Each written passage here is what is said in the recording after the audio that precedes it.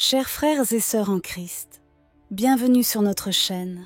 J'espère que c'est une journée merveilleuse pour vous tous. L'arrivée des 3 jours d'obscurité est un sujet qui a fasciné et, en même temps, inquiété beaucoup de personnes au fil des années. Ce phénomène, qui marquerait une période de grande purification pour l'humanité, est enveloppé d'un voile de mystère et de prophétie. Aujourd'hui, nous écoutons les paroles du Père Inigo Abad. Selon ses visions, l'humanité, parvenue au summum du péché et des offenses envers le divin, se trouverait à la veille d'une purification céleste.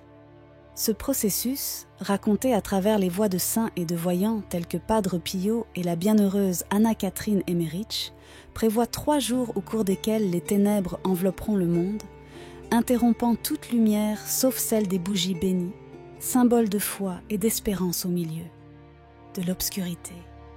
Durant ces jours, on dit que la seule lumière capable de briller dans nos maisons et dans nos cœurs sera celle des bougies consacrées le tout février, jour de la Chandeleur, qui deviennent une lueur d'espoir contre les ténèbres qui engloutiront le monde. Monde. Cette tradition, profondément enracinée dans la foi chrétienne, symbolise non seulement la lumière physique, mais aussi la lumière spirituelle qui guide l'humanité à travers les moments les plus sombres. Alors, Père, si tu peux nous expliquer, est-ce vrai ? Est-ce peut-être quelque chose dont nous devrions avoir peur ou non ? Ceux qui sont avec Notre-Dame n'ont évidemment rien à craindre, mais je ne sais pas si vous voulez nous en dire un peu plus. Bien sûr, avec grand plaisir. Ce qu'ils ont dit, ces jours de ténèbres sont dans une punition. Il faut dire que oui, c'est vrai, soit c'est maintenant, soit c'est la fin du monde. Mais c'est dans les Saintes Écritures que quelque chose de très fort viendra. Tremblement de terre, calamité, cela est prophétisé par notre Seigneur. C'est la parole de Dieu, c'est dans les évangiles, c'est dans l'Apocalypse.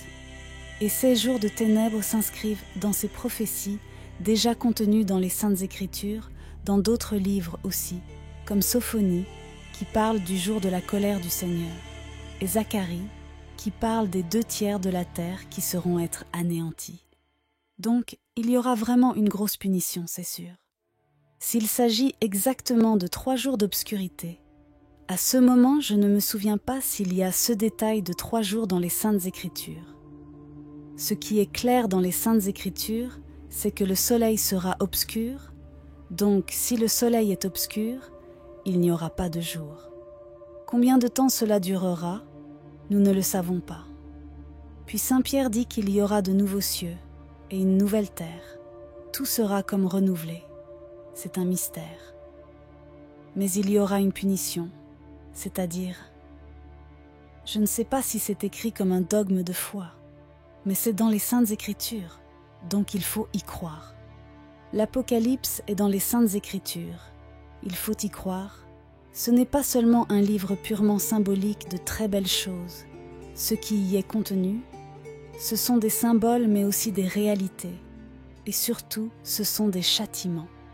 Selon d'anciennes prophéties, transmises par les saints et les visionnaires, il viendra un temps où le monde sera enveloppé dans l'obscurité totale, une obscurité si profonde qu'elle interrompra la lumière du jour et laissera l'humanité dans l'obscurité. Mais il ne s'agit pas seulement d'une punition divine, c'est un appel à la conversion, une opportunité pour l'humanité de revenir à la lumière de la foi.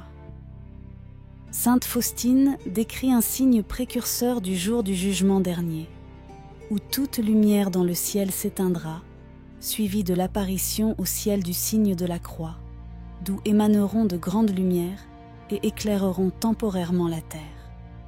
Selon ces visions, cet événement se produira peu avant le dernier jour.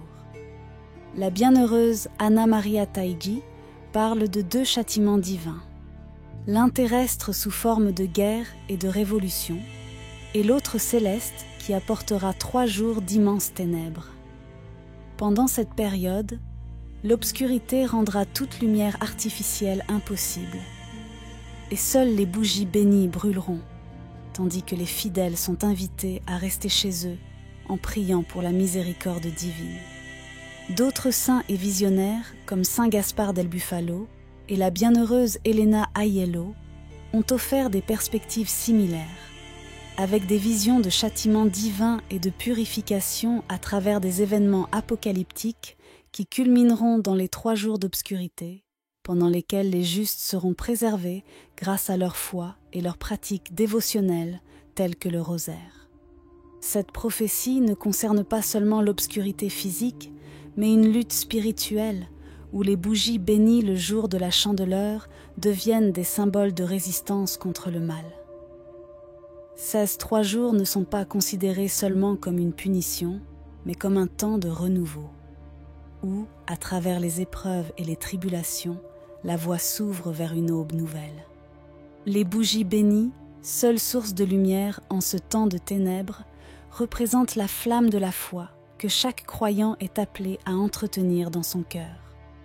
La tradition veut que durant ces jours, les familles se réunissent en prière, nourrissant cette lumière intérieure par la récitation du Saint-Rosaire et la recherche de la miséricorde divine.